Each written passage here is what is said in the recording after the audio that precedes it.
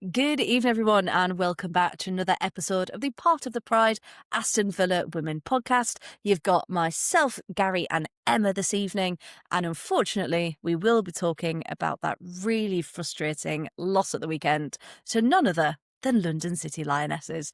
Now, last week we talked in our predictions about we can see at least a point. We know they're growing into the game. They're starting to gel together. Did we think it was going to be a 3-1? Absolutely not. But I do think the scoreline was slightly flattering indeed. So we've got lots to get into. Don't you worry. I know a lot of people online have said, okay, essential viewing, we need to talk about it. So don't worry, we're going to do a deep dive and get right in. Now, we are pre-recording this on Tuesday night rather than our usual live Thursdays because I'm off to an awards do on Thursday. So unfortunately, I'm not here. But of course, we couldn't miss it and we knew we needed this chat. So it's going to be a bit of therapy, Gary, isn't it? I This think evening. so. I think there's a lot to get off our chest this evening.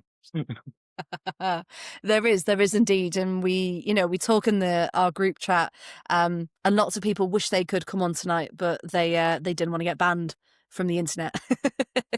And Gary has also issued a language warning that may or may not take place throughout this episode. Being banned on the internet, this is not my first rodeo.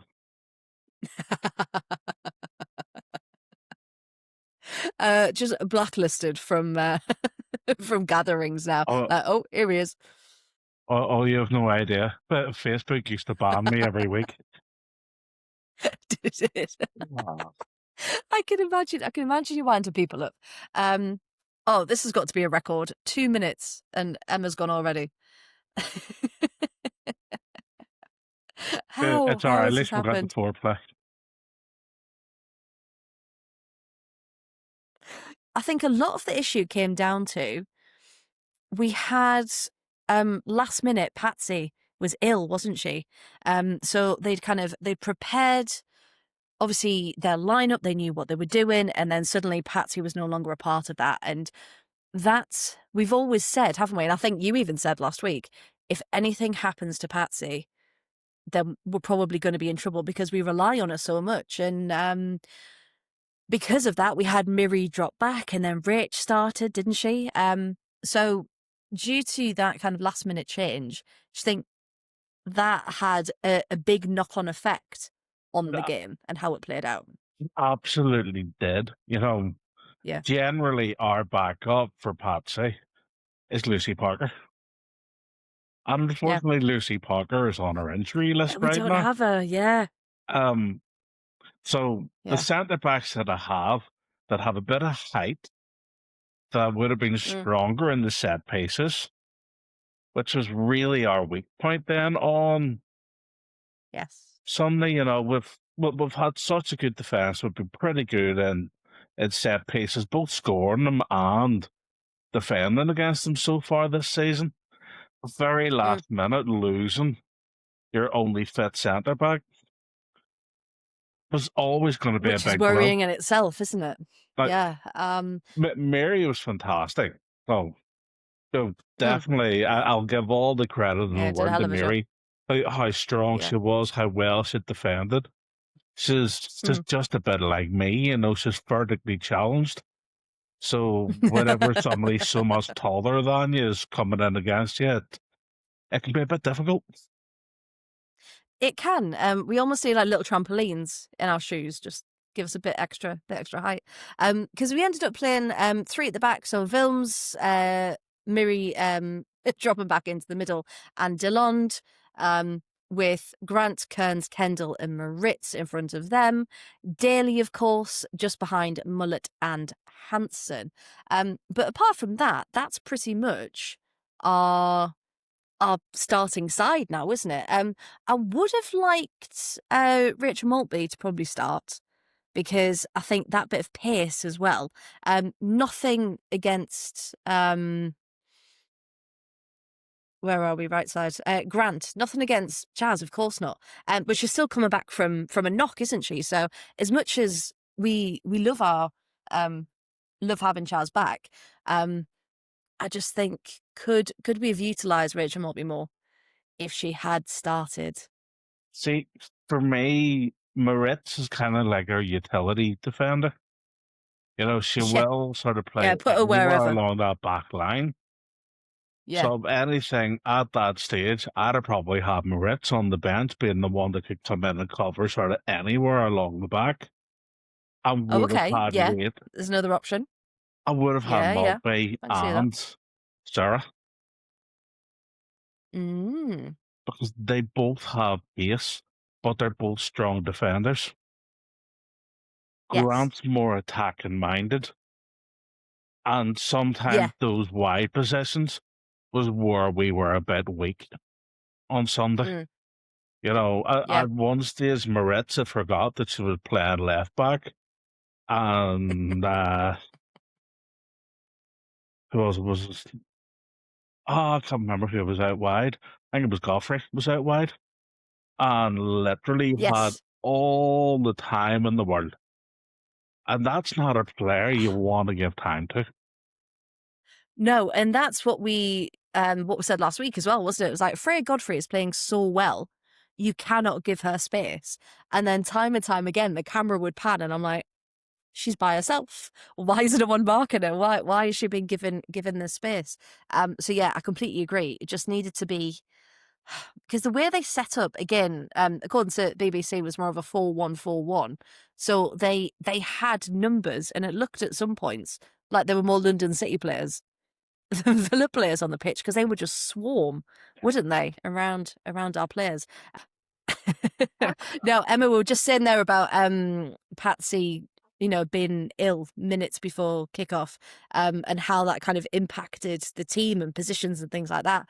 And of course, Villa kind of did their usual. Within, 10, 15 minutes, we look the better side. We're having chances.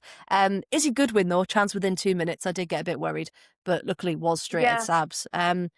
But we look the more fluid of the two. Kendall, again, are pressing in midfield. And then they score against completely the run of play. So, Emma, for you, when that first goal went in, because it was from a corner, wasn't it? And again, we mentioned, well, Gary, you mentioned about set pieces kind of being our downfall during the match. Emma, what was the feeling like, even though we were on the front foot and yet they got the rewards for it? How did you feel? I was fuming because it was like, when you look back at it, it's actually quite a weak goal. Like, it kind of launches herself into the ball, and then unfortunately it bounces. Vilms is there, ready to block it, and it just bounces over her foot, and you're like, no. And Sabs is just like slightly too far away in the wrong place at the wrong time. So I was like so fuming because you could tell, like, even though, was it at the other end? No, it was our end. And you could tell, like, the net rippled, but it didn't ripple to sense that it was a strong ball. So you're like, oh my God, we've just let such a weak ball into the back of the net. Like, that was the most how have we frustrating let that thing. through? Yeah, like, it wasn't like a power shot. It wasn't like we couldn't do anything about it. Vilms was there, and the ball just bounced straight over her foot, and you're like, that's just unfortunate. Like, so unfortunate. She was there ready to block it, and it just completely missed her. Yeah. And you just saw, like you said, the reaction to it. All the Villa players just kind of went, "Hey, how was that gone in?" Because that was in the 12th minute through Kumagai. And I will just say the commentators for this match. I don't know if you've have watched the whole thing back, but my word, they couldn't pronounce anything. It's like, it takes 2 minutes. Do your research. Come on. Kumagai was a mix of, hang on, I've wrote them down phonetically. Kumagi. Oh, nice. Kumagai. Like very overpronounced. And then I think once they said Kumagai, which was quite nice. I'm pretty sure. But yeah, just all over the place. I'm pretty sure Georgia Mullet was Georgia Mallet at one point, and it's like, it's literally a U. I don't know how you mess that up. It's an English name. It's literally a hairstyle. Like, you can't. Like, it's a common word. I did also laugh. The stadium announcer, who is getting better, I will, from what I've heard, he left the microphone on when he coughed, and I think it scared the life out of a lot of people. And Kumagai, and everyone was like, "Oh God, what's just happened?" But it was one of those. And Gary, for you as well, were you thinking, "Oh, that's unlucky," but like it doesn't matter, it's only 12 minutes. Like, did you still have hope that we could come back at this point because of how we were Still playing? had hope because at that stage we had been pushing forward.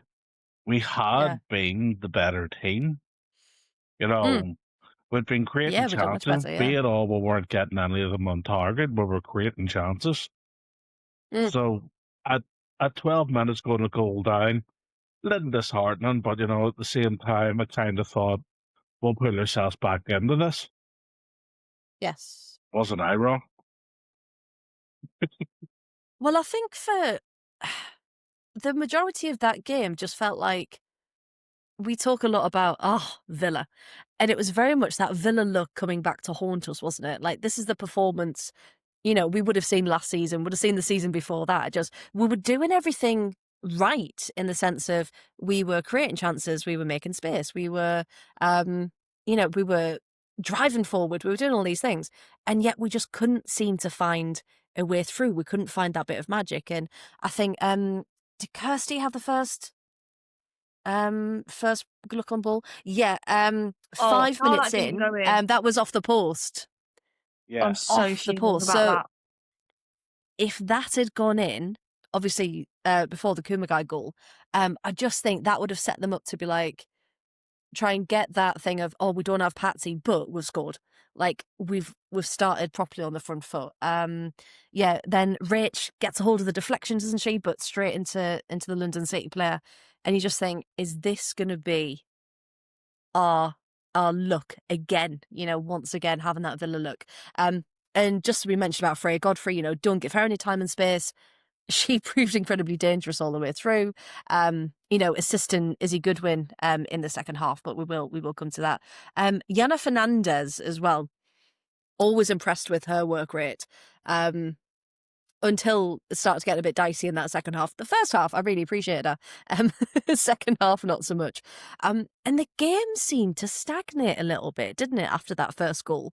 It was like Villa were assessing, okay, well, what do we do to get back into this? Like, do we just try and show how strong we are defensively? Do we, what do we do next? And it got a bit, and a bit, a bit men, a bit limp, as it were. And it was almost as if London City were quite happy to just be like, I'm a 1-0 up. We'll just not piss about.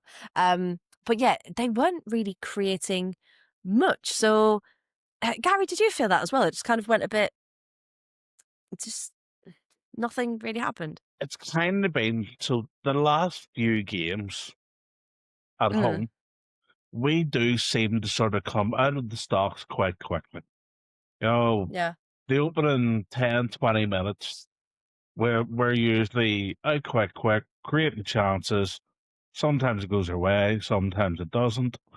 That goal that we conceded was completely against the run of play. I just seemed to take the wind right out of the sails. Proper sucker punch, yeah. It was like another 15, 20 minutes before they started realizing we really need to do something here.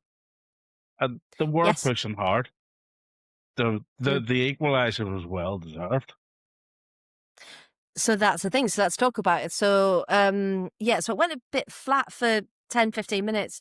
And then 30 minutes on the dot, London City get 2 corners, and you think, just don't score from them. For the love of God, please don't score from them. And they didn't. Good. Because then 2 minutes later, from a counter-attack, Kirsty, our wonderful Kirsty Hansen, gets the equaliser.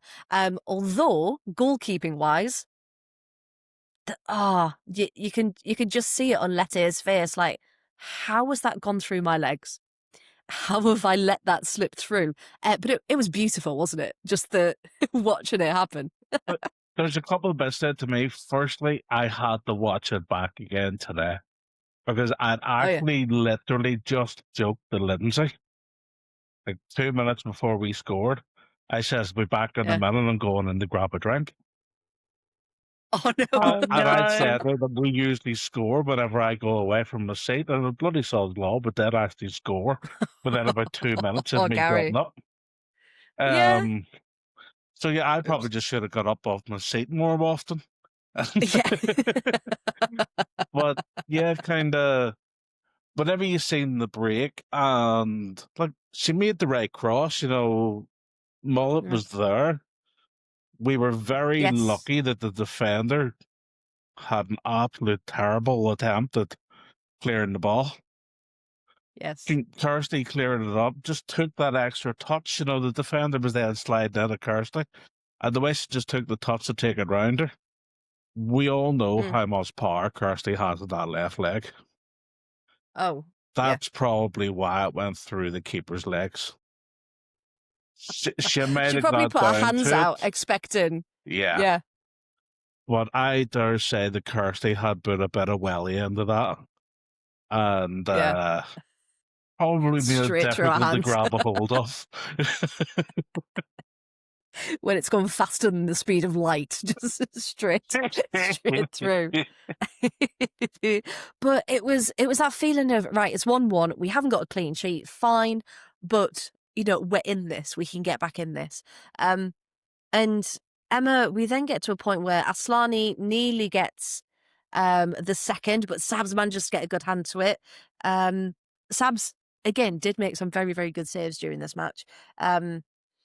And London City kept getting corners, even ones that weren't really deserved, and throw-ins that weren't really deserved. But we were having a whole separate section on refereeing. People who were watching this, don't you worry.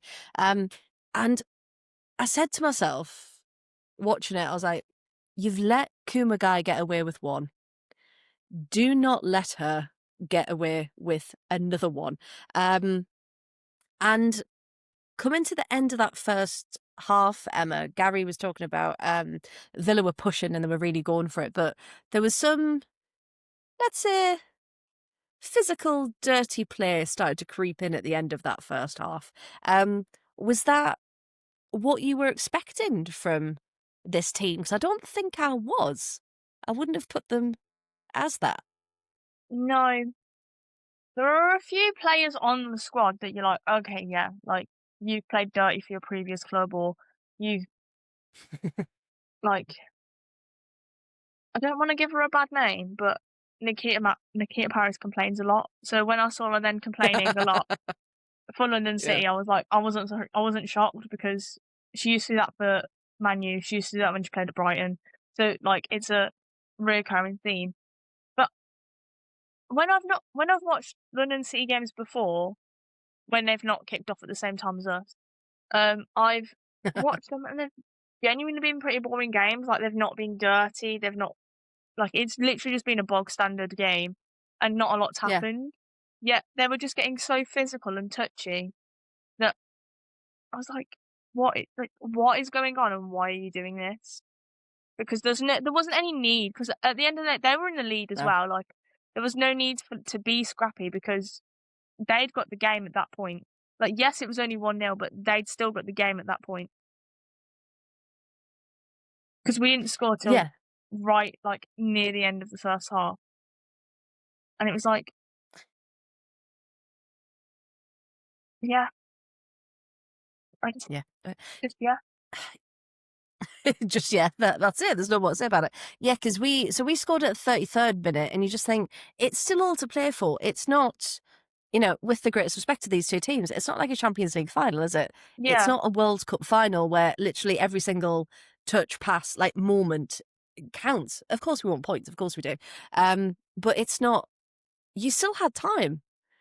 And there was just no need for it. And I think a lot of us were quite confused about not only it was happening, but a lot was getting ignored, and a lot was left to happen. And you just think, it got to half time and 1-1, and there was nothing to separate them. But why pretty we much at half time? Did you not see the bit where in the first half Georgia literally shoulder charged the defender? It was shoulder to shoulder. Yeah. And they went flying. The defending unit actually thought there was a sniper on the roof that had just took them out.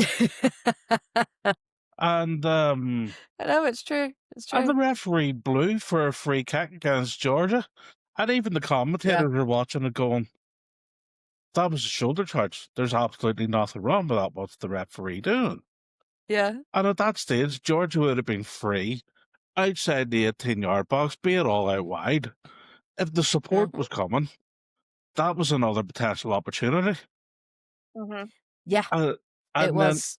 I know we're not going to talk about the referee yet. No. Well, what was the deal of blowing the whistle just as the London City defender made an absolute cock-up of their pass back to their keeper? And Georgia was about to spread through on a one-on-one, and the referee blows the whistle. Sorry, but that's a goal-scoring opportunity. You're not meant to blow your bloody whistle yet. Yeah. Nope. No, she was through on goal. She was right there, and you just thought, there is no chance that you've seen that. Because I know, obviously, sometimes they've got, you've got your added time and whatever, and it's, the ref's judgment with, okay, well, there's not a goal-scoring opportunity taking place. We're in the middle of the pitch, fine, I'll blow my whistle. But when you can clearly see that someone is making that run and they're through, I don't understand why you would even do it. Yeah. Or you'd check out the situation first and you would be aware of that situation. And if he wasn't aware of that situation, then that's another question that we're going to talk about later on. But it was the fact that it wasn't even, one person's gone, oh, she was throwing goal. Did you see it? It was everyone. As soon as that whistle went, everyone in the stands, all the players, everyone just kind of went, are you for real? Why have you just done that? And I think it was building up. But Emma, do you think that was the moment where the game kind of went, right, if this is how we're going to play? And that kind of set up the feeling of the second half, because it changed, didn't it?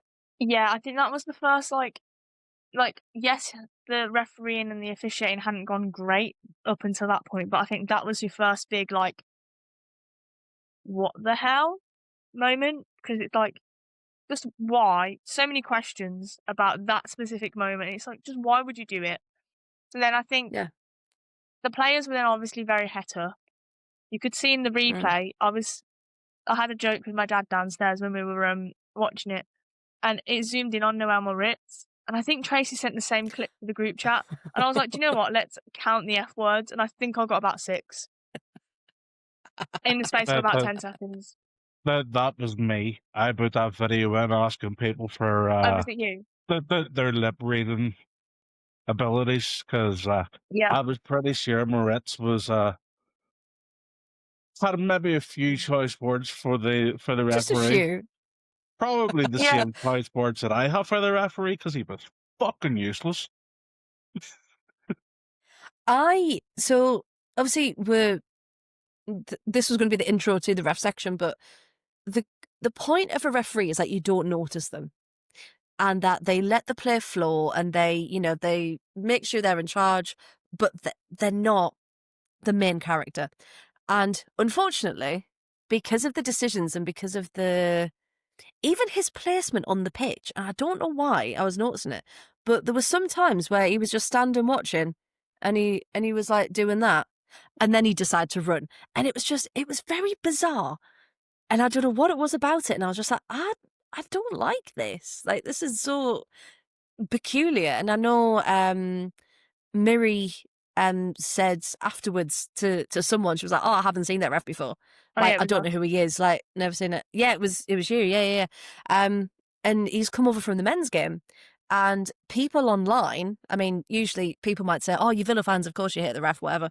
But loads of people online going, sorry, but he's awful in the men's game. Why is he suddenly in the women's game? And yeah, it's just bizarre. I was talking to one of my friends who is also a Villa fan, but she lives in Norwich and supports Norwich, both men and women. And she was like, I swear I've seen the ref before. And I was like, well, we haven't. And we were talking to Miri, and Miri was saying that she'd never seen the ref or anything before. And I feel like if they're in a women's game, we all tend to know who the refs are that ref the women's games. And Yeah. she was like, "Oh yeah, I remember he I think it was Norwich and Leeds that played." She was like, "He ref that game and he was awful." So it's like, if he's awful in the men's games, and he's known for being awful in the men's games, just why? Like, you're surely not that short on refs that you have to then pull. No, we've got enough. In. And because I'm going to play a wee bit of sort of blame the patriarchy here, but okay, go on. Generally in the past, I was involved in managing teams back home, and if a referee was constantly getting reported in the top division for being useless, they would be demoted to a lesser division. So I'm wondering if something similar has happened here.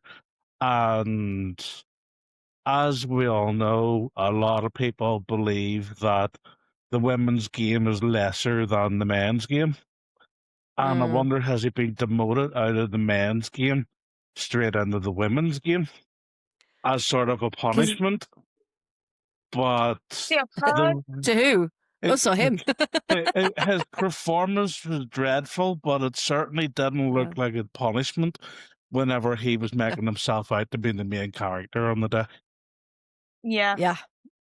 And you just think a lot of the key things we talk about in the women's game at the minute is we need better officiating, we need more support, more education, more, better quality, higher quality referees. Surely that is going against everything that everyone is calling for in the women's game by essentially mismanaging the officials. On paper, and it was his WSL debut. Yeah. But this is the thing, on paper, the men's game, those referees are meant to be trained to a higher standard. So technically he should have been a better standard of referee. Because a lot of them are full-time, this is their job, this sort of thing. And, well, clearly whatever training he's doing isn't bloody well working. Mm-hmm. So I'm distracted by a cute baby. But completely understandable. Much better to look at, hi. Can we hear the cute baby noises? Refusing sleep, as you can tell. Just very happy to have a wander around. She'll start to use her hand to point to be like, I want to go this way, thank you very much. Hello, we're talking about bad referees. Yeah. Brilliant. She was asleep for most of the game, so. But you see, you can't give your opinion, unfortunately. She didn't miss, must to be fair. Other than the poor refereeing, no. But no, but it's that thing of, and I made a list. This is how bad it was. I made a list of all the things that kept going wrong. And I was like, I shouldn't have to be doing this during a game. And before anyone says anything, we're not going in on this person, but it's all of the things that led to this feeling during the game, and it's factual. And in fairness, it was absolutely awful. Their second goal, London City's second goal, came from a foul that should never have been blown as a foul. So that goal should never have happened. Wow. So. And that's it. Well, that's what people were talking about in the WSL game with Chelsea and Arsenal, weren't they? Oh, well, the goal didn't stand, but then it came from a corner that shouldn't have been given in the first place. And then you start going back, don't you, and being like, well, that should have been a foul but wasn't given, but then that was. And then and instead of just enjoying the moment and enjoying the game, we're talking about that. And we're talking about what could have been and all of these things. And it's like, we don't, in the Women's League, we don't have time, do we? We've only got a certain number of matches, and we need to make sure every one of those counts, and every one of those is we're turning up and we know it's going to be worth something. And as soon as people start messing about with what's given, what's not, and just making up their own game, essentially, it gets hard to trust. I don't think process, it'll be long until VAR is in the women's game. Oh, I was having this conversation earlier, and I was saying that as soon as we get VAR, I think the game's ruined. I really don't like VAR. I really like. No, I think don't like it. We right need now, I'm going to disagree that the FVS. game would be ruined. As much as VAR has its problems. I would Mm, rather know that something, a decision is being judged correctly. There's too yeah, many decisions. But how many times over the last sort of 3 years have we all complained about referees making the wrong yeah, decision? And mm, as you've said, the season's too short in the women's game. mm, yeah, Some of this is make or break. Some of the decisions last season, before Natalia came yeah, yeah. in, it felt like the referees were all coming in hard on us and decisions never went our way. Because we were putting in decent performances, but we're just And just never not getting decent getting. results. Mm. And No, I we agree. could have been relegated. We were Yeah, very, very close to it no, and we well were. would. We were scared, weren't we? Yeah. And I think with VAR, the only thing there is that you've got to have more officials who are trained in order to do that. Now, we could get, if trained officials from the men's side that then work both the men's and the women's games. But again, do we have enough officials to do that? I think what would probably be an easier way in is either, we've all talked about goal line technology, Yeah. semi-automatic offside, those kinds of things. But what the Spanish and the Italian leagues are doing this season is FVS, football video support, and it's a monitor on pitch side. And if the managers submit their challenge cards, or they do this at the Oh, is ref, this the one where that's they only also get like official language. 3 challenge cards per match or something? There we go. You've heard me talk about this before. Yes. Yeah. So they get your 3 challenge cards, and then if you believe something is being judged incorrectly, then you give your challenge card and you say, "Oi, we need to check that, please." And then the ref can then look again at the decision. So the ref's got a second chance to either make a stand or not. If you get the call correct, then you keep your challenge card, so you don't lose it. So you've still got 3. A bit like tennis. Well, that would have been Oh, that's handy actually because quite obviously on Sunday there we would have needed about 33 challenge cards. But if the referee suddenly seen everything that he was getting wrong, and we were getting the keeper cards, that wouldn't have been so Mm. bad. And you just think it gets to a certain extent of, as much as we haven't been through that training, I genuinely think most people could have done a decent job at officiating that game. So why is it the ones in charge who are getting it wrong? Because it's frustrating. It's really, really frustrating. So we go into the second half as 1-1. You think, right, we've got another half. Things are starting to turn emotionally, but it's coming. It's got to. Something's got to happen. And it does, just not for us, unfortunately. 50th minute. Now Freya Godfrey, we've sang her praises, how good she is. She was able to chip her shot over Sab, so he couldn't reach it. She tried to get back. But the angle, it wasn't actually going in. But it's that darn Izzy Goodwin who, followed the ball into the box, and she was the one who was able to get it into the back of the net. And you just think, again, is this, it was one moment, wasn't it, that changed and they've regained the lead. And you think, right, 51 minutes, there's still time. 4 minutes later, they get their third. And you just think, they're not doing enough for this scoreline. And I remember that really frustrating because, Gary, they weren't doing anything too magical, were they? No. But they were getting results. I think is they were quite physical with us. Yeah. And our players were obviously physically smaller than quite a lot of the London City players. It is Yeah, quite quite funny tall, that aren't they? one of Yeah. the smallest players on the pitch did manage to score 2 headers against us. But It's because you can get down low. I think that was it. That's why nobody's seen her. That's why she was on mark for both goals. It was like watching a Marvel Very movie good. and Ant-Man had just arrived from nowhere and stick it in. But It's like, who touched the ball? Where's it go? yeah, but yeah, they weren't doing anything that impressive. They weren't actually creating as many chances as we were. No. But the chances that they created counted. You Yeah. know, and the stage we Yeah. were actually trying to walk the ball into the net again. But Mm. whenever you see the way some of our players can hit the ball, I think we need to start trying to take a few more efforts from the edge of the box or heading around Yeah. nearby. Missy Bo had a Yeah, chance in no, the totally second agree. half. It now went straight at the keeper's Yeah. chest, but it was well struck and it was a cleaner attempt on goal than trying to more or less walk it in the busy 18-yard box. Because Yeah, because London we City saw did defend well. they Can't did. take it away from them. Yeah, because like we said, when Lanari wasn't falling over, she was doing a really good job of booting the ball away, wasn't she? And we had Rach having a shot from about 25 yards out. We had I think Rach had 2 of those. We had, so we had these ambitious shots, but unfortunately, you're right. It's a bit like they've practiced in training. Get it in the centre. Yeah. Get it where the keeper is.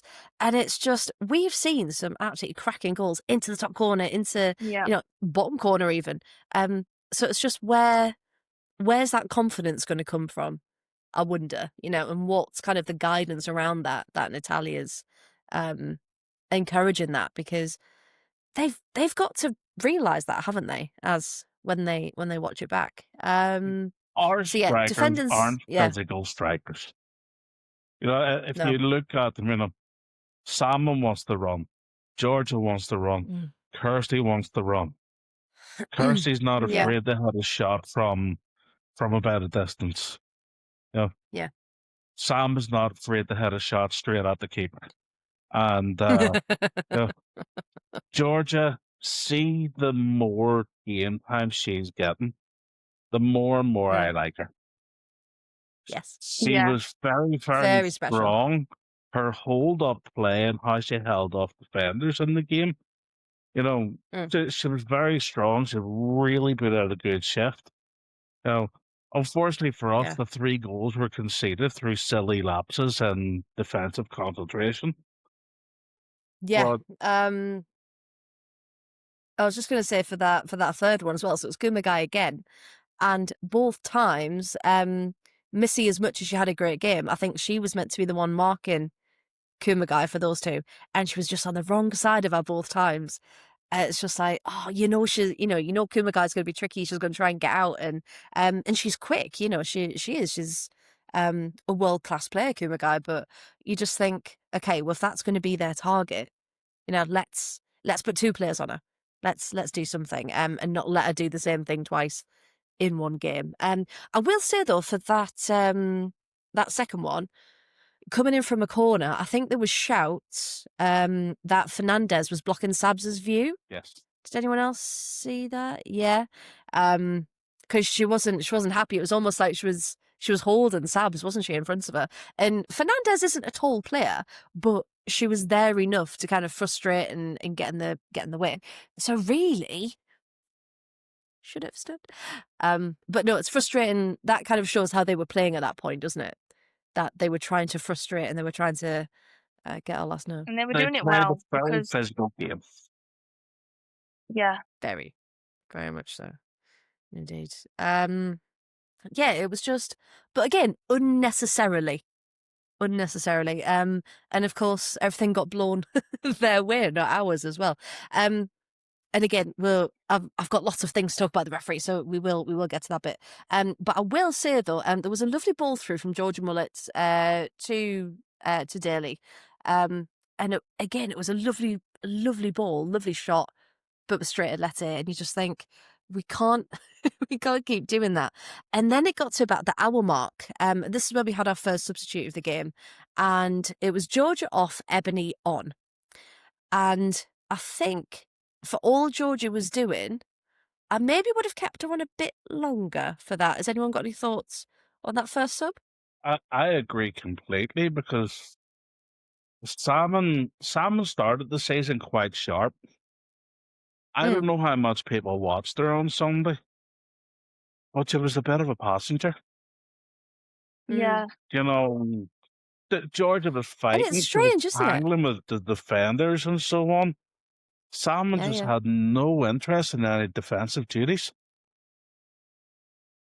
And you can't be in a team like Villa and not do that, can you? Like, you don't have the luxury of, oh well, I'm a striker, so I'll see you in the box. Like, you can't do that, can you? You've got to do all sorts. And I think so. I'd written that down, and then a couple of minutes later, I had but Emily's thrown goal, and Lanari again suddenly can hold up play until they get to the box, and suddenly it falls over again. So, oh, come on. And then, of course, shot goes into the keeper and chance denied. It did make us laugh, though, when you talked about Nikita Paris earlier, Emma. The commentator said, Paris goes about her business quietly. Is she? Really? Apparently so. She was complaining from the get-go. Like she is a decent player, but she just complains a lot. Like, that is... She's always moaning. She always seems shocked when things happen and Yeah. when fouls get blown against her. What? I didn't do anything. Yes, you did. Yeah. It does make us laugh, though. Aslani then gets a yellow card, 67 minutes. Probably should have came a bit earlier, to be honest. But she finally got one. It's fine. He forgot they were in his pocket. Well, yes. Did he even have them? Yeah. Well, no, he thought he was only allowed to give them to fellow players. He was like, I've been given strict instructions from Michelle Kang to only give cards. Only give cards to fellow players. Noelle, of course, was not happy at all because the challenge was on her, wasn't it? And their legs kind of... Aslani, did she like hooked her leg around Noelle? Was it that one? There were so many. And Noelle's just sitting there on the floor like, are you kidding? How are you getting away with this? And then finally it was called back for a yellow. And then we had our second sub of the day. Rich Mortby comes on for Ocean in defence. I think that was a good change. I quite agreed with that one. Again, a bit more pace that we were talking about. So that was in the 69th minute. And then let's have a look. Our third sub came 78th minute. We only made 3. Yeah. Saying that, we didn't really have many subs to come on, to be fair. We only had Maltby, Malin, Salmon. Yeah, we only had Lydia Salloway and Anna Patton to come on. And Ellie Roebuck, of course. But yeah, outfield players, we only didn't use Patton and Salloway. That's insane. And we had such a full bench at the start of the season. Oh, it was nice, wasn't it? Do you remember those days? It was nice for the first few weeks. And then all our players got injured again. They did, at the same bloody time again. But that was the one I was going to ask about, because it was Kirsty Hansen for Sarah Malin in the 78th minute. So, Gary, do you think that was Natalia's way of, one, keeping Kirsty fit, essentially, and not risking her, but also thinking it's 3-1, we've got about 10 minutes, let's just make sure it's not the biggest scoreline? Or what do you think with that one? Funny you say that, but I think at that stage we almost had 3 up front. Because there was genuinely a stage where it was Grant, Salmon and Daly across the 18-yard box, so I almost think it was meant to be more of an attack-minded decision. And we were still pushing in those 9 minutes. Nothing came our way, but it was it in around the 78th minute that Daly both threw a great pass the outside of her boot straight into Salmon's pathway. But Salmon threw the form, smacked it straight at the keeper. Yeah. Yeah, that's the one. To be fair, it was a good save from the keeper. Sorry, Emma. We'll give her a G's. I couldn't English anyway. Go on, Emma. I was trying to say we need to train our strikers to not shoot at the keeper, but that is not what came out. Anyway, that's what I meant. No, but it's true. Yeah, we mentioned it before. We just need to... It's that creativity, isn't it? And that instinct and that initiative to just go, right, what angle am I at? Where can I do this? Is it worth shooting if I know the keeper's going to get it anyway? Is there anyone around us? Can I take that extra touch? Can I... And it's all these things that you're talking about, and you think, we know they're professionals, we know they know this. We just really, there's a pattern now of always shooting at the keeper. And it's like, we're better than that. We've seen what we can do. We've scored some cracking goals this season alone. We've scored some incredible goals, and it's like, but also, I know I'm going off on a bit of a tangent, but our free kicks on Sunday were all flipping insane. Like, clearly, is like, I get that we want to get a like Lindvilm's Wonder Strike because they are amazing, but we've tried it twice. Yes. Can we now try something else? Because we can't keep wasting free kicks like that because it just goes straight back to the other team. Yeah, that's what I felt like. Yeah, no, I agree. It did really feel like that. I can understand that, but whenever we cross in, because we're not the tallest of teams, we don't exactly have many players there that are able to head it home. So I think sometimes, yeah, but sometimes I think actually having a decent shot on goal and maybe picking up a deflection if it doesn't go in is nearly a better option. Yeah, no, I can see that. If you had a nice big physical striker up front like Goodwin, then swing it in, have a cross, let her use her strength and her height advantage. But none of our strikers are big. No. No, we almost need, if Rach was like a foot bigger, that'd be quite, like, so she is more of that focal point, so she can get into the end of it. And just, but no, I get that. Because there has been times where actually the deflection has been our friend and we've been able to get that second ball and get it in. Again, I know I like talking about the commentators, but they were just so funny. There was a moment where they were talking about, the yellow card at half time because everyone was complaining and crying on the ref, and he gave a yellow card. And they were like, it was for Noelle Moritz. And I was like, sure, it was for Miri. And it was. They then come back on. And I went, it was for Miri Taylor. And the camera panned across because I think this was a later date when there was a call for a foul. And they said, yes, and it's Moritz. You can see her there. And I was like, that's Miri Taylor. Says Taylor on the back of her shirt. And they even double down in the slow motion replay. Well, Moritz wasn't happy with that, was she? I don't know what more you need, because some people, if they commentate on a lot of matches, they might not know faces as well as we do. When she turns round and her name and number are on her shirt, and they're still saying Moritz instead of Taylor, little bit of an issue. Unless they were looking at a different screen, which is a different question altogether. Talking of commentary, though, I was watching it back earlier, and although they were praising Natalia, it was just a very interesting comment. It was, Natalia, not quite 40, has done wonders, and it's like, that is a sentence you'd write in primary school when you're working on clauses, and it's like. We didn't need to know that she's not quite 40 yet. You could have just stopped it there with, Natalia has done wonders since she's been here. We don't...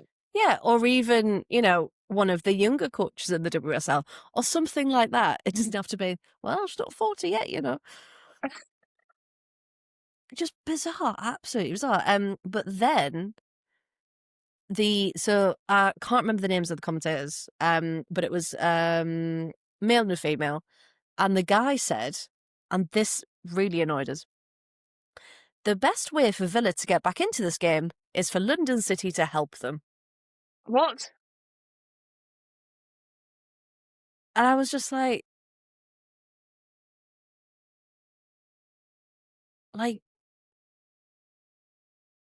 yeah, I had no words. I had no words for that bit of commentary. I was just like, what are you on? Not a chance in hell. But yeah, I just thought, but that was very Mark Skinner vibes, that, because a couple of weeks ago, when he'd said about the loss, he was like, they didn't do enough to win the game. We handed it to them. I just thought it was very that. Yeah. It's just, well, Villa clearly can't win this game themselves. London City, you've got to help them. I was like, all right. But there's so many times, so Georgie, my wife, for those who don't know, she kind of comes in and out watching the football, and she'll always go, commentators hate Villa, don't they? And that's just from observations of not really sitting down and listening, but there's always a negative, and it's always a, oh, well, they should be doing better, shouldn't they? Or Even when we won, was it when we beat Arsenal? I think it was yeah, when we had that really good run of games, and there was still not a positive to say about Villa, and it was like, we've just beat Arsenal no, 5-2. No one expected it, yet no, and we're it's nothing. always the other teams having an off day, isn't it? Yeah. It's never Villa have played well. Oh, yeah, it just doesn't make sense. I was like, no, not having it. So yeah, so Sarah Malin comes on. And Salmon, we keep talking about it, but her runs are fantastic. And she beats 3 defenders, gets in the box, shoots at the keeper. I was like, Ebony, you've done so well up to that point. And this is when the game's starting to really, I think this is what, 80, 84, 85 minutes. And you're just like, these chances, like, we're running out of time here. And it's just, it's frustrating, isn't it? When you see it happen in that potential. Yeah, It, it just, Emily's a yeah, Gary, fantastic how club. was the end of the game for you? Look, I guess look, Emily for me is a very talented player, Yeah, but and I'm sure that whenever she's in training, she probably makes the right decision and does actually get the goals in training. yeah, You don't know what happens on match day. You know, whenever the team's under pressure, you need a goal. You know, Emily has suffered from tunnel vision in the past where she just runs straight yeah. at things. And it makes me Mm. wonder, if she's feeling a little bit of pressure, does she get back into her old tunnel vision mode?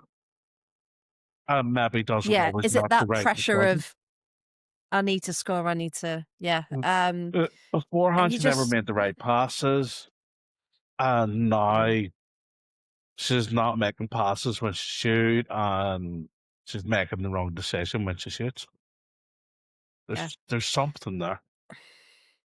Yeah, there's a block there, isn't there, with that finishing. And she's got the quality, we've seen it, and it's just how to get her back into that form. And the clock was winding down, and you're just saying, oh, we're not going to do it, because there's that penny that drops, isn't there, Emma, if you're still there, of we have run out of time at this Yeah. point. Is that how the stadium felt as well, and everyone there, of just like, oh, we've let this one go. Yeah, because I think, because we were 3-1 down, we knew that we Mm, needed at least 2 goals, and we knew nothing was kind of going our way, especially with officiating.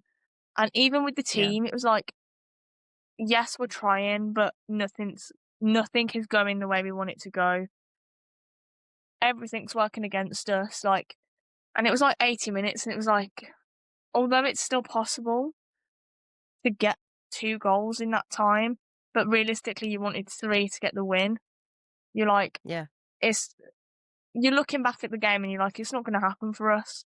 There's 10 Mm, minutes and it's like we'd need 3 goals. And we weren't sure how much extra time we were going to have, because in the first half, I don't know if you felt the same, Gary, but we had 1 minute injury time, and I felt like we needed more, because it felt like there was so much more like injuries happening and so much like players down, that how did that equate to just a minute? Then we got 5 minutes in the second half, and again, I was like, it took Nikita Paris like 2.5 minutes to walk off the pitch. How did that then equate to 5 minutes? Because that was her alone yeah. walking off the pitch, let alone all the other time wasting they did. Yeah, because I'm just looking at the live text. It says there was 1 minute added, but then there was a delay to Imran. She went down with an injury, so they actually ended up having 5 Yeah. in that first half. See at that Um, stage whenever she went out injured, I'm pretty sure that's the bit where her own player stood on her foot. I think it was, yeah. They got a free kick for fouling themselves, even though Mullet was on the ground about 5 foot away, also getting treatment. Mm-hmm. Yeah. And there was also points where Kendall was dragged back as well and nothing got given. And yeah, you just think, how come, like you said, their own players fouled them there? Are you really telling me that the Lionels didn't see that? Because it happened It was pretty quite much close to the line. Yeah. It's on the right-hand side of the box, wasn't it? And you just think, Yeah. is there a lack of communication in this? Yes, is the answer to that. They got a free kick for that. London City got a free kick for their own bloody player, fouling their own bloody player. Yeah. And you just think, okay, well, if that's the state of the game. Yeah. But that's a team that were being so physical. They were really, really good at dishing it out. And I think if you just breathed a wee bit too hard when you were wearing a fella top, they were falling over. Yeah. And it's just like, it's ridiculous. And Vilms did at one point indicate like diving about Paris, didn't she?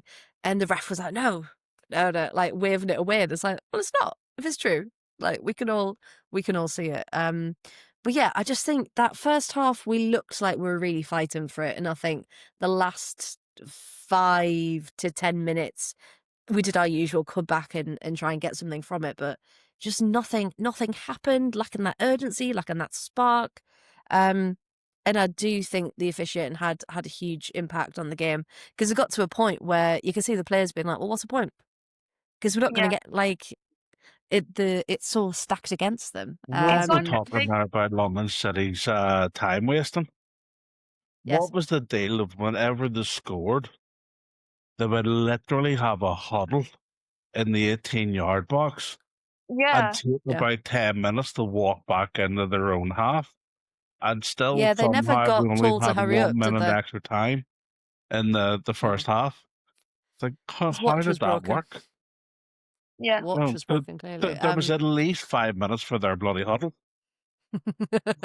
And I did love Miri, actually. I did love our Miri for many reasons, but this one in particular. In one of their huddles, she just stood there. It was like, I'm not moving. You can huddle around us, but I'm not moving for you lot. Because she was fuming the goal went in, as you rightly would be. So yeah, the final whistle goals, and the ref's very happy with himself, smirking at everyone. And what it bows down to, again, we'll talk about it properly in a sec. But just to kind of finish off the game portion before those issues. Obviously ends 3-1. Very disappointing. It means we're 8th at the table now. 10 points. We do still have a game in hand, remember? But it's still it's not a reflection of where we've been playing. And I think that feels like the injustice of it. If we have a look at stats, though, again, if we could go on stats, it'd be brilliant. We had more possession. We had 22 shots during the match. 6 were on target. London City had 10 with 5 on target. So we were very much the more attacking, creative side. We had 25 touches in the opposition box. They had 21. So pretty similar there. London City made 5 saves. We only made 2. How many corners were pretty much the same. We had 6. They had 7. Yeah. So not too bad. 6, 7. Get out. We had, just looking at it, we Gary said earlier about taking a chance from like outside the box and trying to do it. 8 of our attempts were outside the box. That's what we like to see. Only 2, I'm saying. Yeah. Hit the woodwork once, of course. 1-on-1 attempt. And we had it offside each. So everything points towards, we had more passing. We had the same accuracy, about 80%. We had more successful final third passes, more crosses. And you just think there's so many positives there that you can look at. And it's just not translating into points, which is the frustrating thing. So, on paper, we are doing the right things. In the post-match, Kumagai and Richard Daly were interviewed. It was Kumagai's first 2 goals for the club. Of course, they had to happen in one match, and of course, that happened against us. But I do like she's still very respectful and said, it wasn't a perfect game, but their mentality helped them through it, and she got player of the match. And she was very, very gracious about that. Rach said though, she said not our best. Losing Patsy was a blow minutes before kickoff.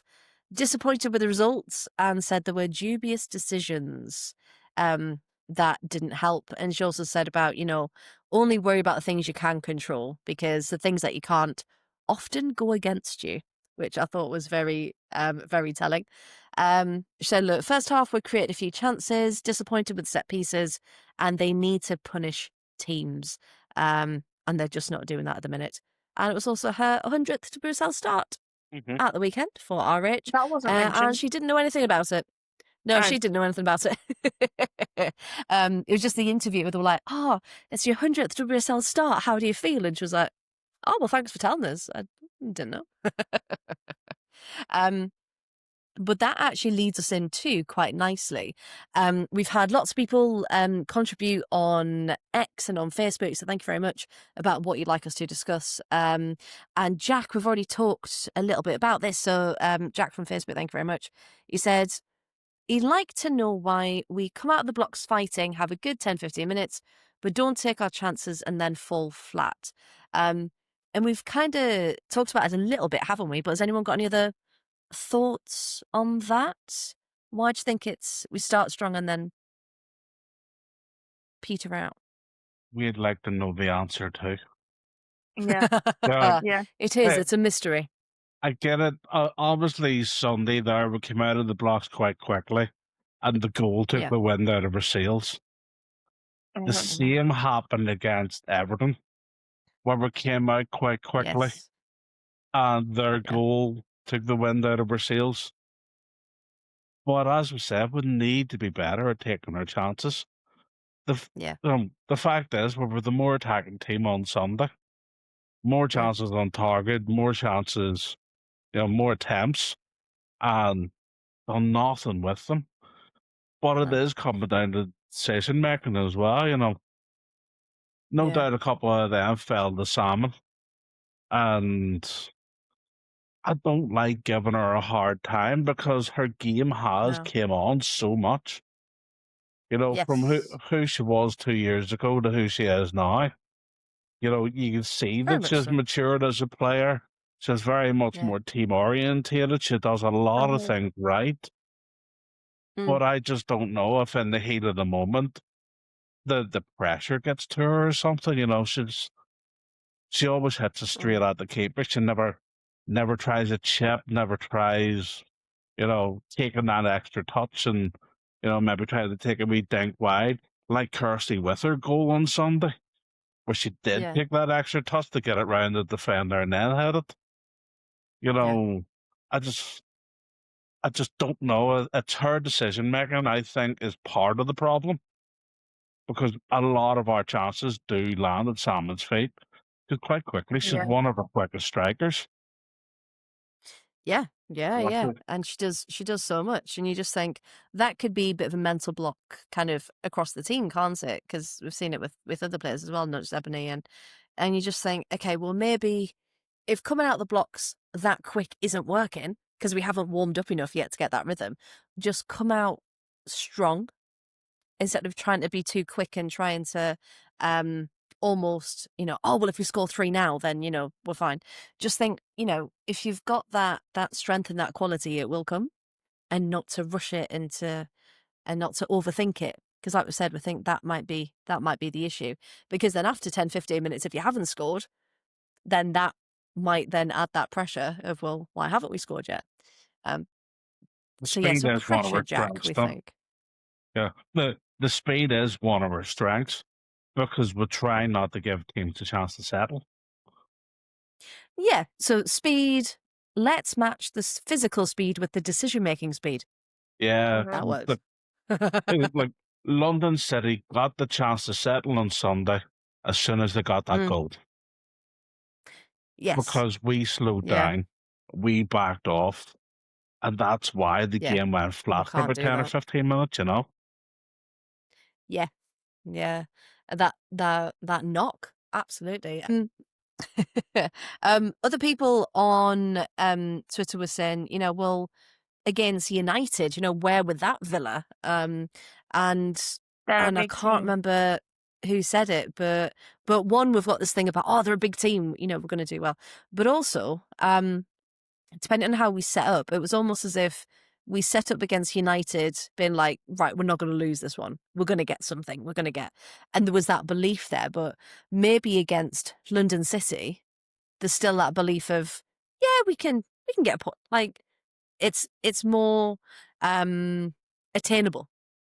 And it could be that slight difference in mindset and how we're set up, and maybe setting up more attacking when we need that balance of actually they are going to try and hit us hard as well, and just making sure we've got a happy medium all over the place. Does anyone think that's got any truth to it? The way our mindset in these games We and the need way to we set set up up? every game that we need to win. We need 3 points. Like, I know we say a Yeah. lot that, like, yeah, a point's a point, but I think in the player's head, they need to set up and go for 3 points, because Oh yeah. if you go for 3 points and come home with a point, you're still coming home with a point. But if you go in oh my god, I can't English again. If you go in and only want 1 point, yes, 3 points is great, but then if you're going in with the mindset of we want 1 point and then come home with nothing, you've got no points. Yeah. Whereas at least if you go, yes, it might still like put you down if you go in the end for 3 points and come back with 1, but then you're still Mm. technically not losing because you're still coming away with points no matter what. If that Yeah. makes sense. It does. I did get a bit sidetracked because I thought you said if you try for 3 points and come home with 8 points, and I was like, who's getting 8 points? I want 8 points, but a point, singular. Right, I'm with you. But yeah, it does. It's almost that cliche of, shoot for the moon, and if you miss, you land amongst the stars. Blah blah blah. So yeah, we just need to shoot for, if we can get 6 points, 10 points during a game, if that was possible. Then coming away with 3 would be quite nice indeed, wouldn't it? Now, we are going to have the next section talking about the referee's decisions, because we're going to name them in detail, because it wasn't just 1 or 2, it was throughout the match. Gary's look on his face tells you exactly what's going to happen. And Jack on Facebook did say, don't want the abuse and awful language coming in from the men's game into the women's game, because there has been some awful things said about him. So we'll just preface this with, this isn't personal at all. I'm sure Sam's a lovely bloke. But we're taking into consideration this match solely and what we saw that we didn't agree with. So we're just laying that out first. Because if you've got 1 or 2 people saying, the ref, that's normal football, isn't it? Like, what's he doing? But when you have chance of you're not fit to referee from the 40th minute, it ends up in a long second half. So, Gary, I do have some specific examples we can go through, but for you, how much of an impact, I know we've briefly spoke earlier in the pod, but how much of an impact does it make when you just can't trust and you don't know what's going to happen next because of the officiating? I think it was a clear indication where at the end of the first half, when Yeah. he blew off for Georgia, Mm. she was about to run through on goal, and he blew up. And from Yeah. that moment on, the fact that he gave Taylor a yellow card and all at that stage, and Yeah. the frustration it built in the crowd, the frustration it built on the pitch, and the second half, whenever the guards came out, they didn't have the same drive that they finished the first half with. Mhm. Yeah. And I think that heads started to drop because, like Ray said, it was just one of those things that was outside of their control. Yeah. And very, very much, as you had said earlier on, it was the referees kind of just almost meant to be invisible. Yeah, but you're not meant to notice, no. he made the whole game about him. You Mm. know, at the end of the second half, when the final whistle was blown, yes, he was escorted off the pitch, and it's disappointing to see that. You know, Yeah. that's the first time I've ever seen it in the women's game. Yeah. You know, I've been living in Birmingham now for 4 years. I've been season ticket for 3 years. I was going to individual games before that. In the 4 years of going to games, that is the first time I've ever seen it in women's football. But then it's also the first time I've seen a referee make the game all about them. Yeah. He was being booed from the 40th minute because his decision making was fucking awful. Like, Yeah. I've no doubt that he's a lovely person, but his behaviour on the day, when you're being escorted off the pitch by the Stewarton team, you do not turn, smile smugly, and wave at the team that you just screwed over. He made No. it That's the most all about infuriating him, and bit. it's just fuck off. Go on, Gary, tell us how you really feel. Go on. I'm actually being mild because, you know, Oh, no. I was quite worried what you were going to say, so that is quite tame, you're right. Because you can, if he just did like an acknowledgement to the crowd, maybe if they were booing, but you're right, it was a proper like smile and wave and like almost, riling them up as well. And that's not just us exaggerating. Like, please, people watching this, it's not He just did us. it at the end of Look the first across half the as internet. well. Yeah. And when And he came it's back on at the start of the second half, again, it was the smug. And I think that's the bit that really annoyed me, because it's like, when I'm at work and I'm trying to speak to a child about their behaviour and they're smiling smugly at me, and it's like, just get out of my face, because it's not going in. get You that smirk clearly off your don't face. care. You Yeah. think you're funny. Just leave. And it was one of those moments, and Yeah. it was just making it worse. Because yes, you can acknowledge that you're being an idiot. You're making the wrong decisions. Yeah, okay, whatever. You can get the gist that the crowd aren't a fan of you right now. But to then just rile them up and just smirk at them, it's like, no, just stop. Just respectfully stop right now. Yes. And yeah, definitely egged on more than it should be. Because were there any particular, I know we've talked about blowing the whistle when Georgia Mullet was through on goal. Were there any other moments in particular, Emma, I'll come to you first, where you thought either why was that not given or why was that given? Any moments that stood Um, out for you that you questioned? there was one, I can't remember who it was, but I'm pretty sure it was Rach Daly. And one of the London City players, again, I don't know who it was, because it was in the second half and I hadn't had a chance to rewatch the second half because of time. But this London City player literally had her, like, she was virtually having her hands around Rachel's neck. But then she went down and got the foul, and it's like, no, you were trying to kill Rach then. 2 seconds ago, you were trying to kill her. You were cutting her oxygen off. And now you're rolling around on the floor, and now you've got the foul. Excuse me? No, thank you. Full stop. I was like, no. And it happened right in front of us as well, because that's the only reason I remember it so much, because it was directly in front of us, so close to us. And it was like, I saw her hands around her neck. What are you doing? That should immediately be a red card. You were trying to kill the poor woman. Stop it right now. We will just say for legal purposes, we don't actually think that they were trying to kill Rich. Just as a disclaimer, just putting it out there. But from where Emma was sitting, yes, because let's have a look. I think we talked about it in the chat earlier. We talked about yeah, so Emily, who's your lovely mild-mannered Emily, was quite annoyed with most of the London City team, and said, I wouldn't have expected them to resort to cheap shots at our players, like the neck tug. So there you go. That one. Which, and their shitty defending, which pretty much amounted to leaning in and then falling over. Izzy Goodwin stamped on Miri's foot as well. And there were a couple of times where, both teams did catch the other team's foot. I'm not saying we were innocent in that, but the biggest one was, if anyone knows our lovely Nick and where she sits in the stadium, you can just see it in the background when Asllani's challenge on Daly, which she got the yellow for. And Nick just stands up and her arms are out and she's like, what is wrong with you? And you just see the reaction and the gesticulation.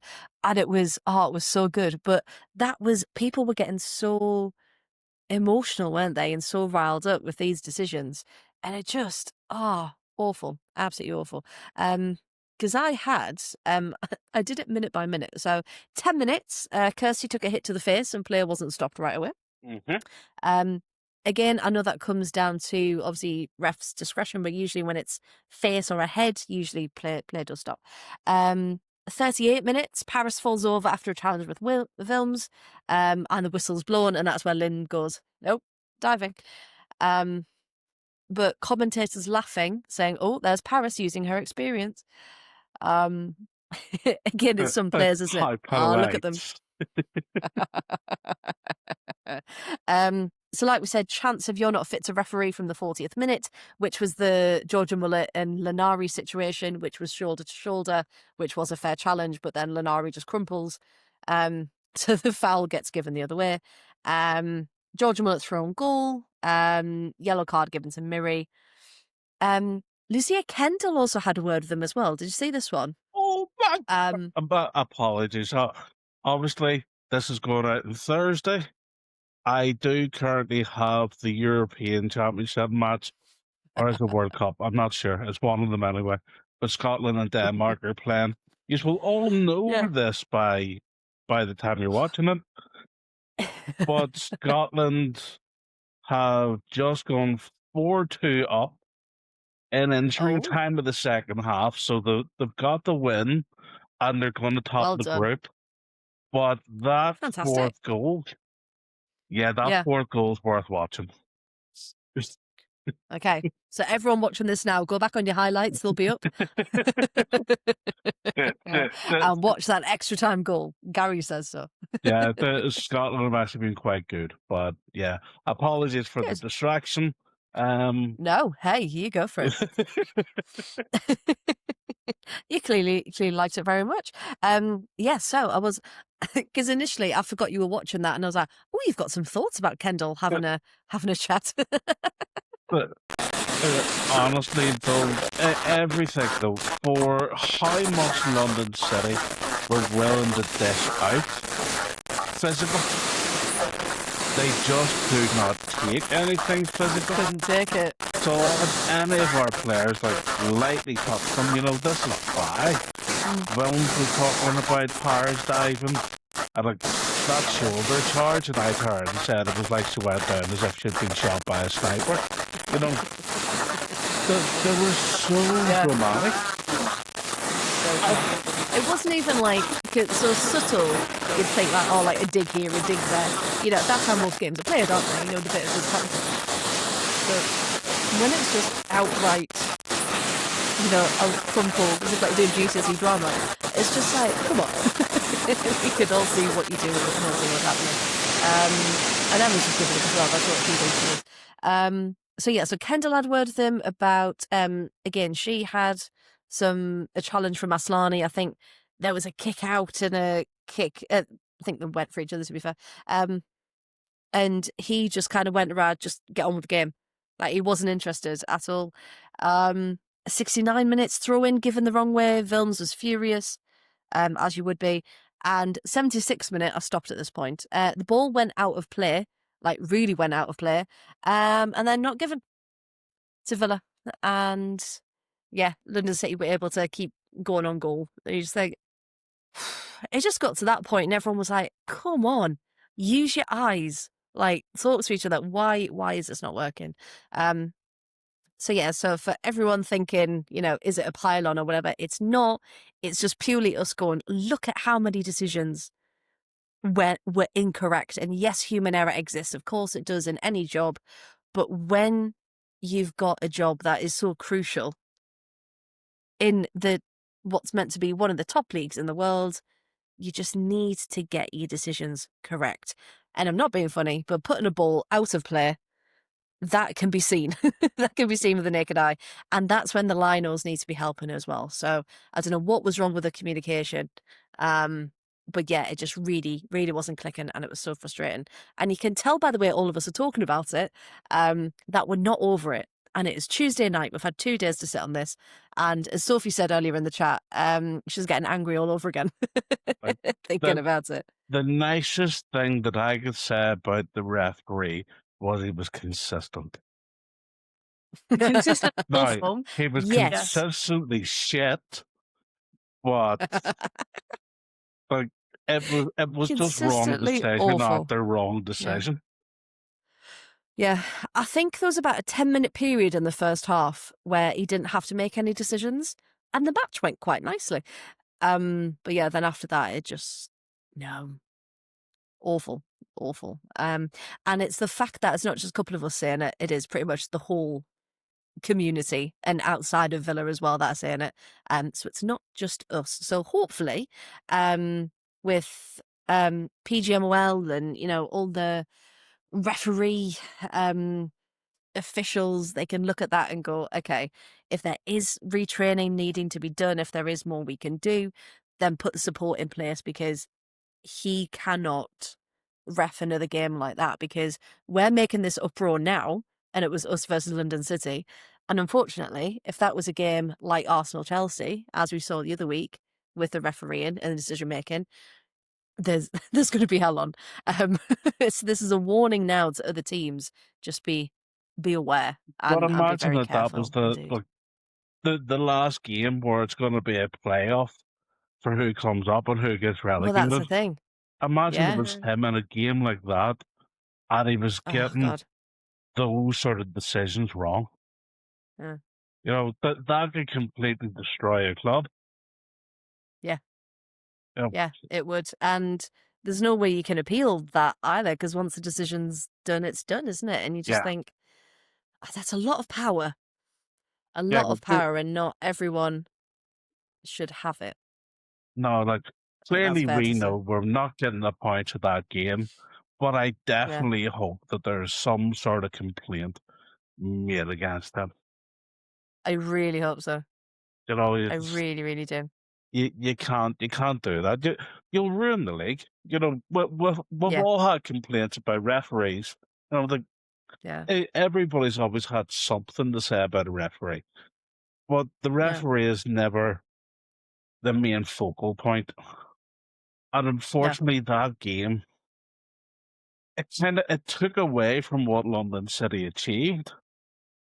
Because they didn't have a great start the first game or two. As somebody first described them, they're a team of really talented individuals, but they're not a team. Yeah. But we're week 9 now. They're very much becoming a team, and a very talented team. They're so much better. Yeah. And the thing is, obviously we try and be as abstract as possible, but of course we still have a lot of emotion in this. But, London City on the whole are a decent team. Do I think they're going to be challenging for top 4? No. Give them a few more seasons and a couple more million quid, then yeah, probably. But they're a decent team, and they're ones that we should be going head to head with. There should be a team that we get points, that we share the points with, and not come away thinking, how on earth did we not get something from that? And it shouldn't be down to officiating. And we know it's not all down to officiating. Obviously, we could have created a lot more. We could have, taken our chances. But a lot of it was the effect of... As I've said, we created a lot, but we didn't take our chances. And unfortunately... And it's that finishing that we need to... we need to improve the finishing. I think this has shown that we need a bit more depth in defence. Because losing Lucy and then losing Anna has effectively left us with no main central centre-back. Yeah. And that's not good. When you said Anna there, I was like, oh. Yeah, because everybody calls her Patsy, but yeah. She's just Patsy, yeah. I was like, Anna. Because then my head went, Anna Leet. She's been gone a while. What's going on? Anna Patton, yes. Yeah, I'm with you. But we did get asked about, the January window and how we need to focus on it. And I think because of the injuries we have, we need at least another 2 defenders, don't we? At least. Preferably centre backs.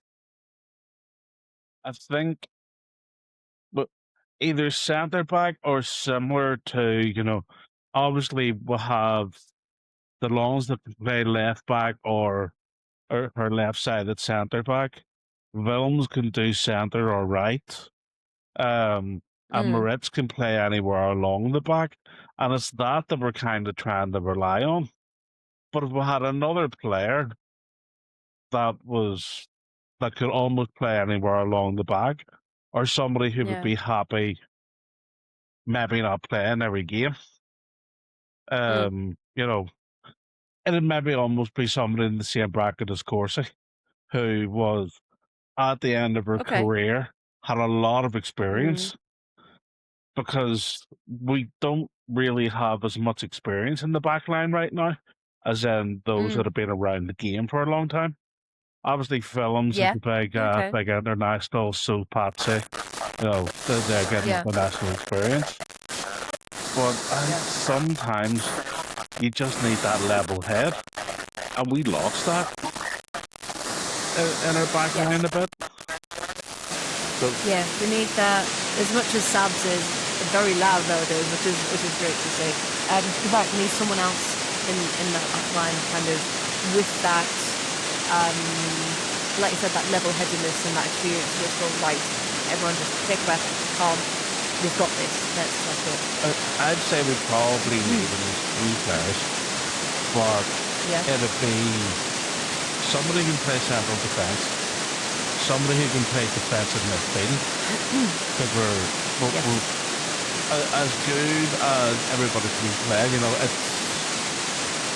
It's no coincidence that Taylor, Kendall, and James are all being called up in the full international squads.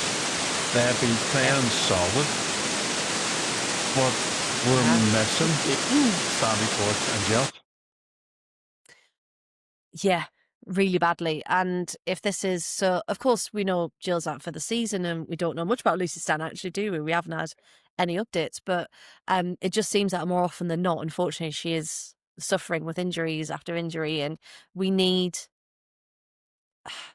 someone to be more of a constant, don't we, in the team? And then Lucy Stan, when she's back, she can almost be that player of seeing out games, and she can be that quality and experience, because we don't want to risk her. And so maybe that's a move there, and bring in someone who can be more of a constant. But yeah, I'd say definitely, 3 I'd be happy with. The other player that I would want is an actual number 10. Yes, please. Yeah, that'd be nice, wouldn't it? But the thing is, I think Kendall could be good in that role, given a fair chance. We keep pushing Kieran's up, and Kieran's is a talent there as well. But Kendall, I think, sometimes is one of our bigger threats in the pitch. I'd say so. I'd quite like to see that, actually. Yeah. Natalia, if you're watching, next game, give Lucia the number 10 role and see what happens. Because of course Rach can, play anywhere. We know that. But she's much more useful in the box than trying to set up something when she's not there.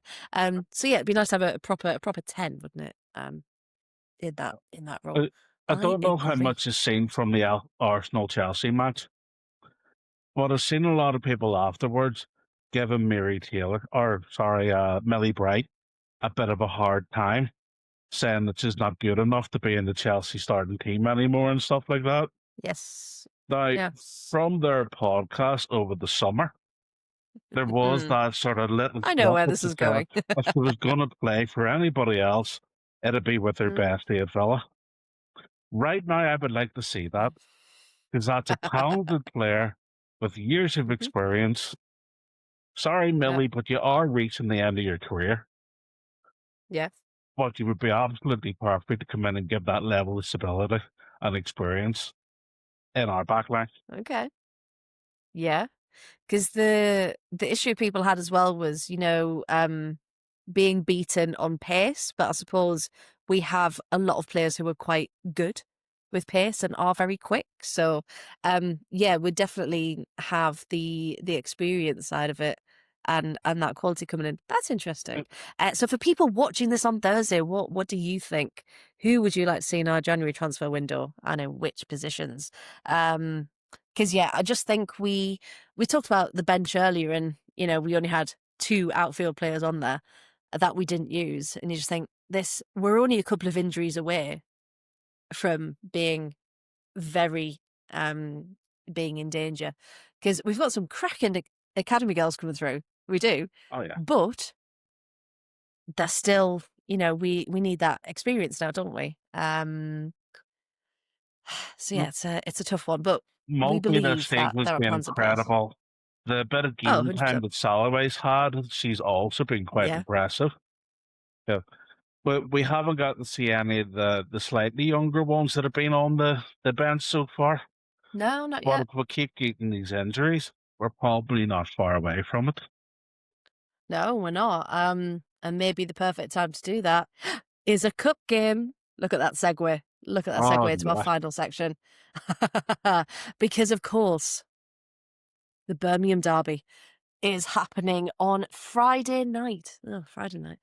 At the Bescot, everyone's favourite stadium. So they're taking the 2 Birmingham teams out of Birmingham to play down the M6.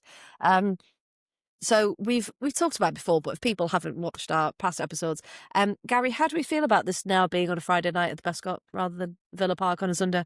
Not a fan because I can't get to the game. Exactly. I did have intentions in going, but it's just not meant to be. No. And I was really wanting to go as well, but trying to get from where I am to Birmingham in general is quite hard. Never mind to get there for 7 o'clock on a Friday night, because that's just no. I think I've done that once before, and it was the worst journey I've ever had. So I don't particularly want to repeat it. But yeah, I mean, Blues play at St Andrews, don't they? So right in the centre of Birmingham. We play at Villa Park, and you just think, what a fixture that would have been for both, teams to come together on a Sunday afternoon and really, really go for it in a derby. But unfortunately, we've got a contract, haven't we, with Bescot, that we play our cup games there. So it's at the Bescot. But let's look at the positive. Oh, were you going to say something there, Gary? Well, I was going to say, we have been playing other cup games at Villa Park, but maybe it is just that, are they doing this to try and control the crowd and other things as well, because Yeah, because we mentioned that before, hadn't we? within the city, it is going to be a pretty big game. And I just can't help but think that they maybe don't want us all in the same stand at Villa Park.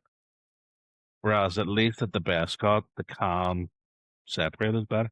Segregate a little bit, which is a shame, really, because when we've faced anyone in the women's game, and even, when Birmingham play their games, they're all together as well. So it's not as if it's going to be new for the fans to be all together. And but yeah, it's a shame, isn't it? If that is part of the reason, It's because almost we like they're can treating it control like a ourselves. men's game.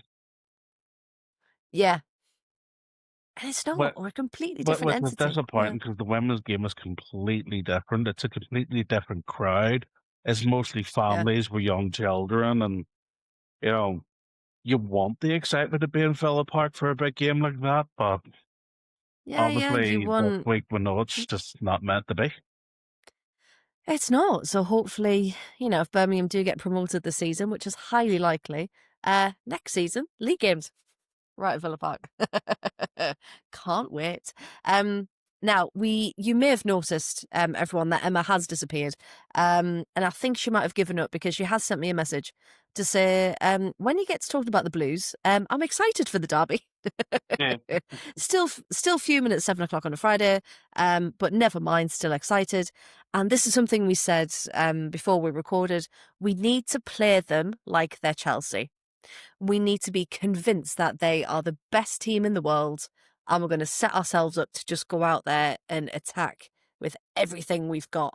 Because if we look at, so we're in Group E of the Sandwich Cup, Spurs are top with 5 points, we are second with 4 points, Birmingham have 2, and Bristol have 1 in our group. So it is only the top spot that go through, with the second person possibly getting in the quarterfinals out of although they changed it, didn't they? It's just the top ones. I think it's at the Is top BBC one wrong? now because the other 3 teams come in at the Yeah, I next was stage. reading that. Yeah, because on BBC I was reading it and it's position 1, quarterfinals, position 2, possible quarterfinals. But no, we're right. They changed it, didn't they, to just the top spot. Ignore me, okay? That's fine. Putting too much trust in the BBC Sport website. So yeah, so at the moment Spurs are top. But obviously, if we get 3 points, well, hey. Now coming into this, so Birmingham are in the WSL2. Of course, but are playing very, very well. They only lost out of London City with, I think, what was it, 2 points in the end last season to not get promoted. And of course, this season there's 2 automatic spots and a playoff. So I genuinely do think they are going to do it this year. Because we were looking at the head-to-heads, Gary, before we came live, didn't we? We've seen them 7 times before. Birmingham have won 5 of those occasions. We've won 1 and we've drawn 1 as well. Now, we do know they were quite a while ago. And in fact, the last time we did see them was in 2022. Okay, so 3 years ago when Birmingham won 1-0. We won 1-0 in 2021. Before that, it was a draw. And then they won. Ooh, 7-1. That was back in 2015. Ooh. And they won 2-0 in our first ever meeting in the League Cup as well. So the last time we met them in the League Cup was 2018, according to my stats website. So it's been a long time coming, this match, hasn't it? And what we've said for a long time is, oh, wouldn't it be really good to get a local derby with Blues? Because at the minute, our local derby's Leicester, and it's not really a derby, is it? No. So yeah, Gary, how are you feeling about this weekend? As I said, it is a game that we really can't underestimate them. But then it's also a game that potentially means very little. Also a good point, yeah.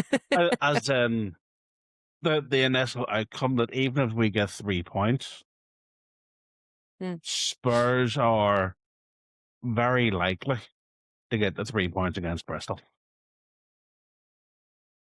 Great if they didn't, but yeah, they are the more likely of the two, aren't they? Especially now, if we go in, we get the 3 points, Spurs know what they have to do. And they will put out the strongest team just to get themselves through. So it is like we were saying there a couple of minutes ago. Is it a game to give a couple of those younger players an opportunity? Maybe not starting the game, but certainly bringing them on in the second half and letting them experience what it's like being in the first team and having those players around. I mean, the only way they're going to build their confidence is the same way we've seen with Rachel Maltby and Georgia Mullet this season, who both came into the first team. Georgia spent how many seasons in a row out on loan? And now she's in the first team. She's proven herself. But she's getting that by playing minutes and building up her confidence. Getting the opportunity, yeah. It could be a good starting point for some of those young women to actually get a bit of game time in a very, very competitive game as well.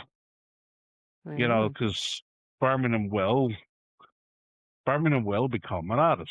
There's no doubt that they're a talented team, and there's no doubt they want the 3 points, because what more do you want in your own city as bragging rights? And well, that's the thing. It's going to come down to that ego, that pride, isn't it? At the end of the day, not so much the Subway Cup, but it's going to be about, all right, well, who's going to beat who? Who's gonna who's gonna come away with those 3 points? And I think that's going to it's keep them exactly that. fighting. The game is more about pride than the cup. Yeah. But both teams, as far as they're concerned, Spurs are the more likely one to top the group. But it doesn't mean that it doesn't matter to both teams, because it is a local derby, and they will want bragging rights. They will. They will indeed. And I don't think Birmingham are going to stop until they get the points. Okay, in the WSL 2 this season, Birmingham are second, and they've scored 25 goals and only let in 10. Whereas we, where's ours gone? Women's Super League. We have scored 9 and let in 10. Obviously different leagues, we know that, but that was more to kind of point out Birmingham know where their shooting boots are. Yes. So we need to be on it and not take anything for granted. So like we were saying, pretend they're Chelsea, pretend they're the best team and one of the best teams in the world, and just really go out and fight for it. And yeah, as you quite beautifully put it, it's about that pride. And as we are part of the pride, then hopefully we get those bragging rights, or else next week we're going to be really sad. Yeah. On the pod. But of course we won't. We'll be back telling people all about it, won't we? Now. So that's on Friday night, of course. Everyone else is playing at the weekend. And also it's the second round proper of the Women's FA Cup this weekend as well. So for all the people watching, if your local team, if they're not in the League Cup, or for whatever reason they're away and you can't get to it, see where your local team, your really regional local team, your tier 4s, your tier 5s, see where they're playing this weekend, and go along. And if you want to, so thinking about Birmingham, Lee Field are hosting Worcester City in the second round, and they play at Castle Vale. So not dramatically far, out by, Fort Dunlop, so you can do your shopping and go watch some football as well while you're out there. That's one off the top of my head for Birmingham. But yeah, Sunday afternoon, if anyone's interested. And I have just filmed a podcast special that talks to head coach Tash Tesgall from Layfield Athletic and their goalie Colette Bell, and the CEO and owner of Worcester City, Nicole Allison, and Clara Zaffignani, who's one of their midfielders as well, and with Carrie Dunn, author, women's football historian, and we were talking about how they're both independent women's clubs as well, and the meaning of that within the women's football community. So that's going to be out very soon if anyone's interested. Hopefully dropping on Friday. But yeah, it's a good lead up to the Women's FA Cup this weekend. But as a Villa pod, of course, we are, in connection with the Whole 115 Yards and the Villa Women Fan Club. And the fan club committee have got some very cool hoodies that have come in, haven't they, Gary? Yes. I have a lovely box of them over there by my front. And we can't wait to wear them, and we'll take lots of pictures. So if you ever need any one of us at the game, or just a friendly face, then our hoodies will start to be worn at matches and events and things. So people can come and say hello, can't they, Gary? Yes. I believe their first outing is going to be throwbacks on the 30th of November.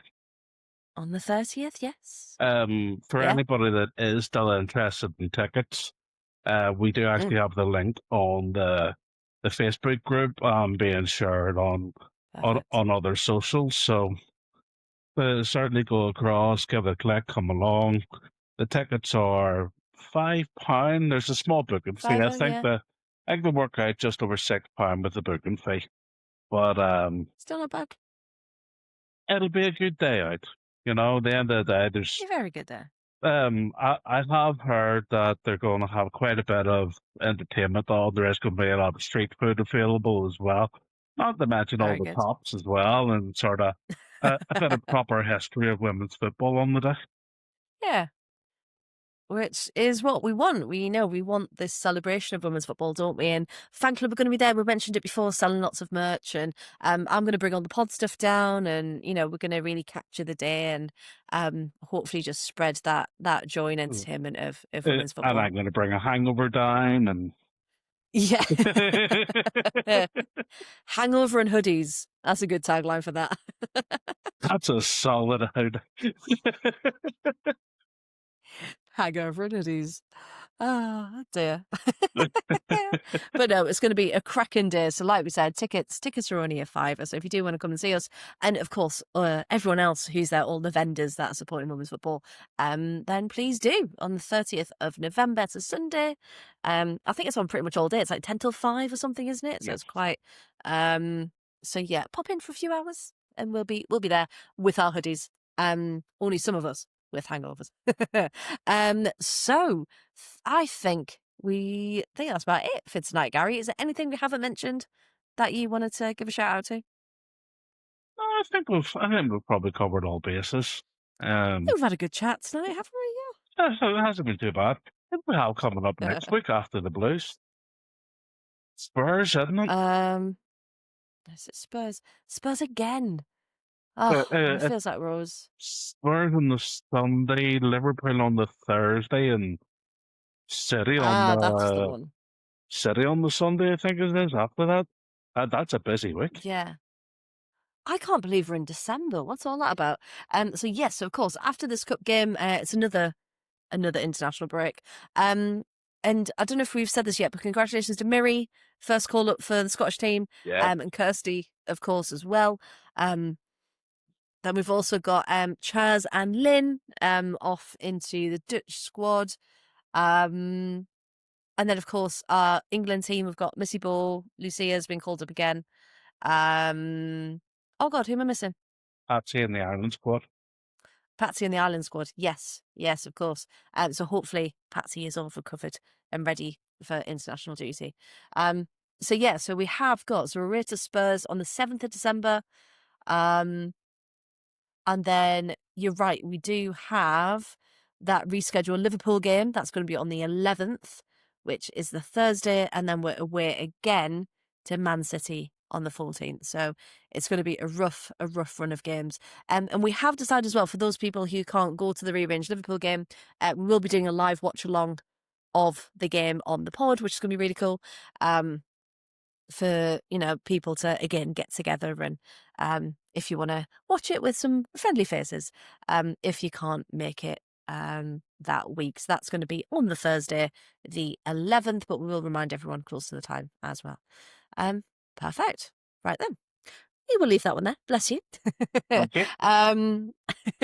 So thank you to everyone who has watched and listened tonight. It's been very strange not looking at the chat and expecting your messages in there replying to what we're talking about. But we will be back as usual next Thursday.